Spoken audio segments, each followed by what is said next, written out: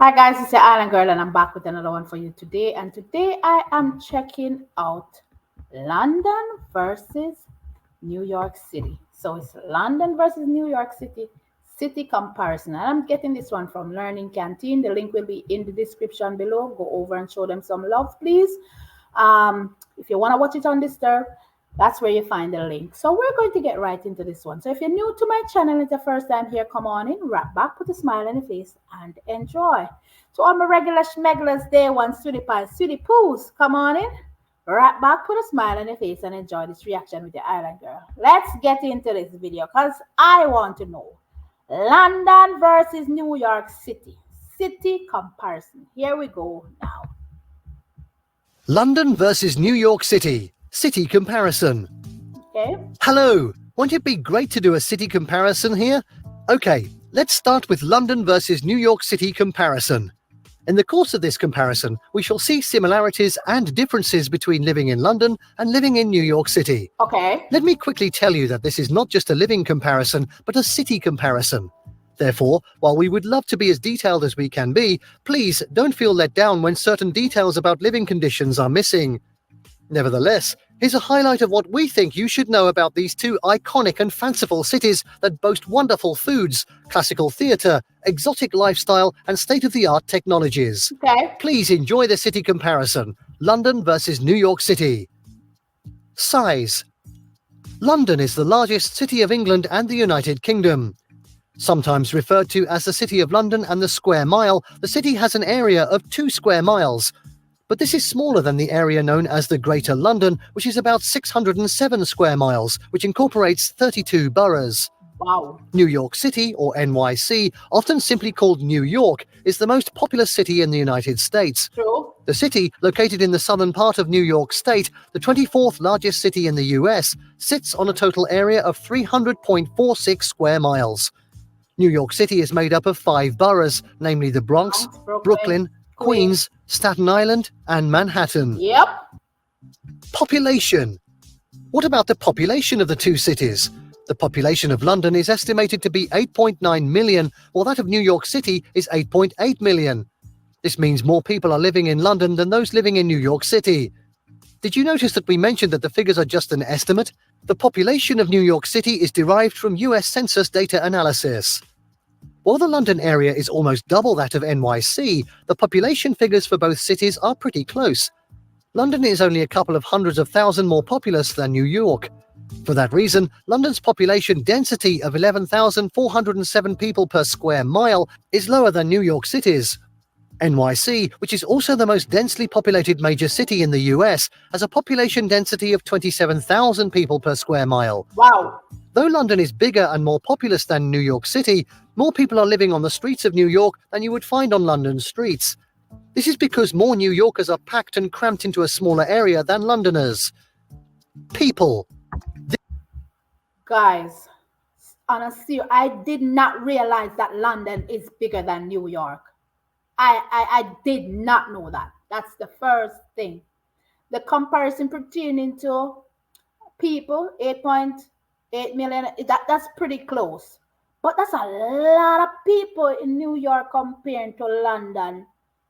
And, ooh, child. It's okay. This can be a bit controversial, but that's what has been observed about the people who live in both cities. Londoners, as those living in London are called, are polite, though other people see them as being too reserved or even haughty. They're perceived by foreigners as giggly and judgmental. It remains to be proved whether they see themselves in that light. People living in London are keen on structure and politeness in dressing. However, they can be less formal and can even unbutton their shirts at the pub. You can expect them to give you a long French stare if you're an oddball. One beautiful thing about the people living in London is the preservation of tradition. Tea has remained tea since millenniums, and lawyers still appear in white wigs. On the other hand, New Yorkers, as people living in New York are called, can be erratic, impulsive, but confident. Yet this produces the best result. As a matter of fact, if you don't have a measure of ruggedness or can't cope with furor, the non-stop city of New York is probably not for you. Sure. You can be called out for almost anything by New Yorkers. New York is for the determined people. The city, however, is designed and run to allow everyone to get the best. Thus, nothing is depriving anyone of good food, dark humour, and new experiences if you strive. Cleanliness. Yep, I gotta agree with him on that.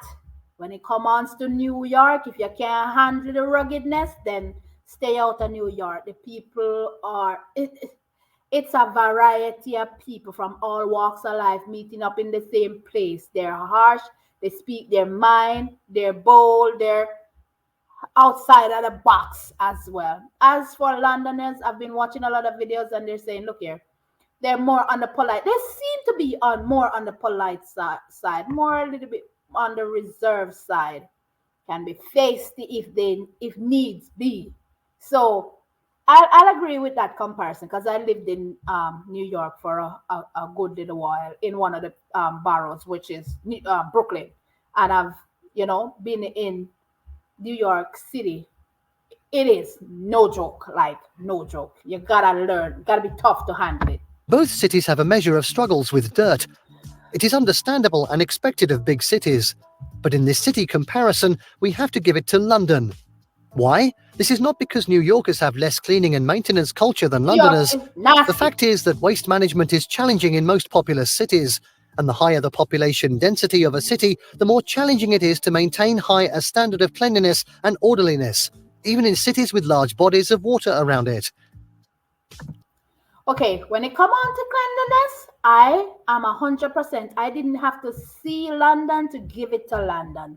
New York is on another level of cleanliness. I'm sorry, it's dirty. When my first visited New York, I was like, okay. When I came here from Jamaica to the States, I'm like, all right now. I was expecting something better. You understand me? And when it comes on to homelessness, that's on another level. So many homeless people living on the street. So that listen, the first time I took my kids to New York, they were like in shock. They're like the graffiti everywhere, the garbage everywhere, the smell. They're like, okay, so why is everybody bragging about New York? Not saying that some places are not clean, but I will give London that hat because they need to do better in the cleaning department, in the cleanliness. Food. As far as food is concerned, London is none of a big grab and go thing. Well, we mentioned tea earlier. You Yeah. can't take that away from London. Nope. Coffee and pastry are surely for you to take away in the morning. But when it comes to lunch and dinner, London wants you to sit in and eat. There are fantastic restaurants in London where you can have favourite meals which consist of Indian cuisines rich in curry.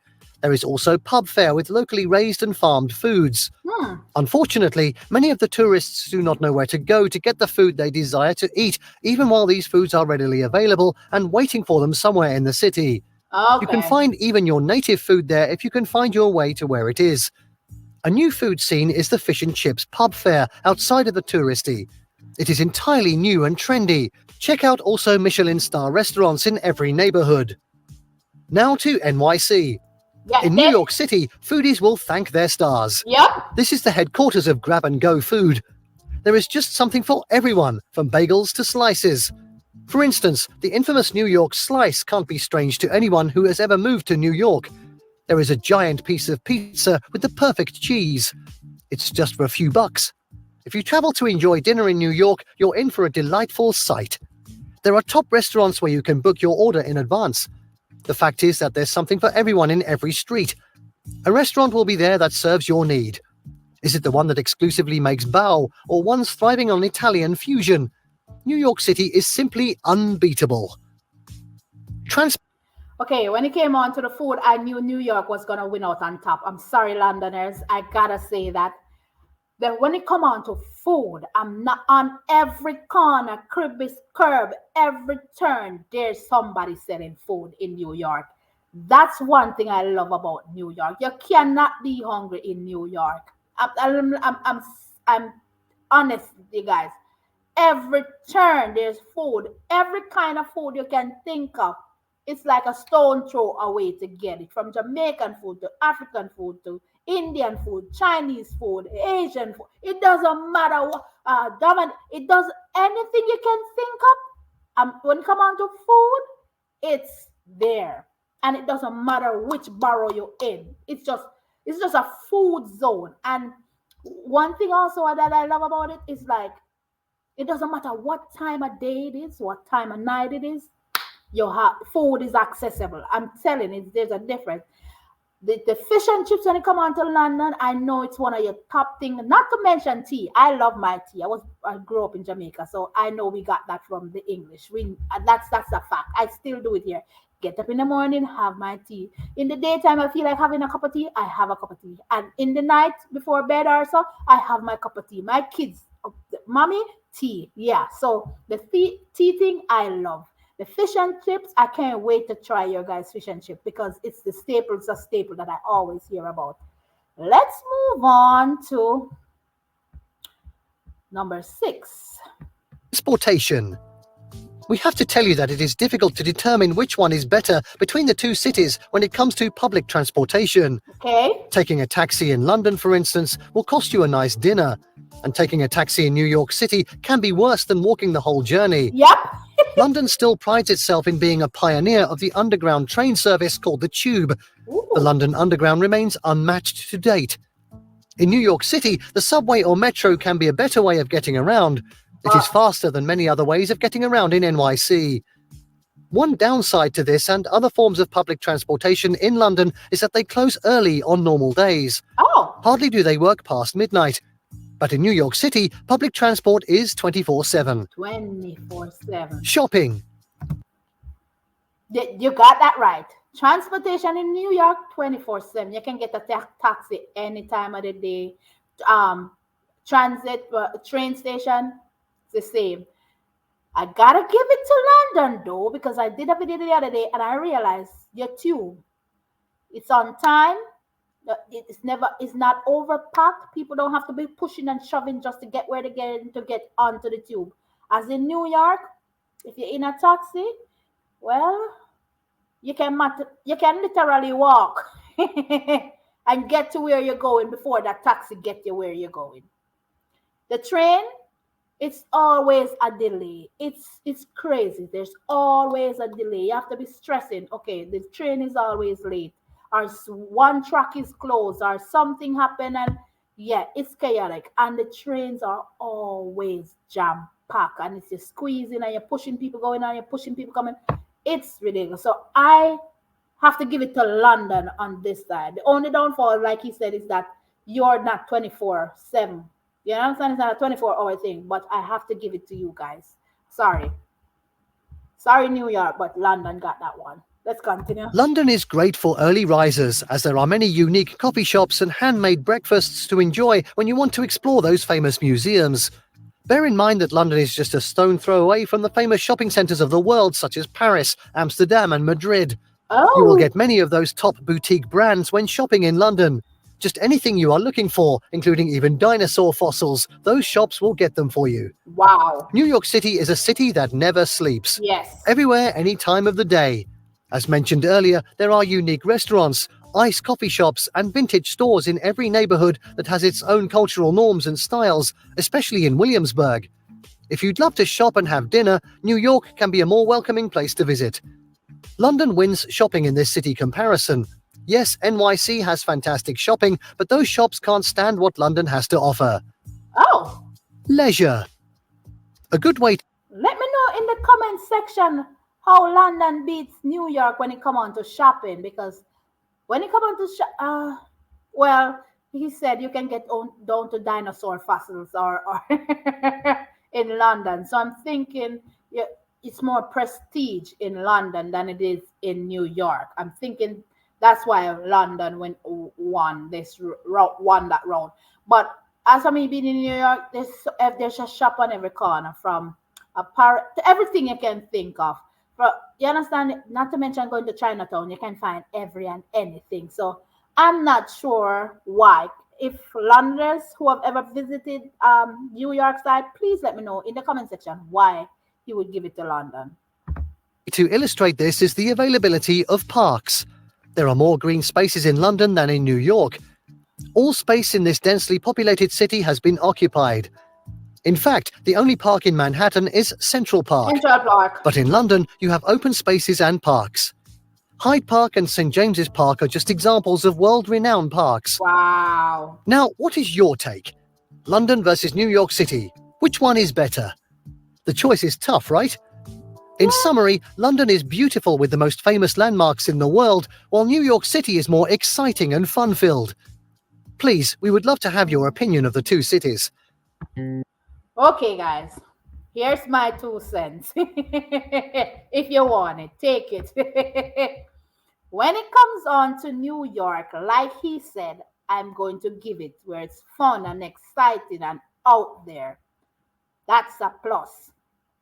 I've never visited London before, but I've seen so many videos and I can't wait to visit, and I can only imagine how amazing it is. Not to mention to seeing all the sights and the history and everything that goes with London.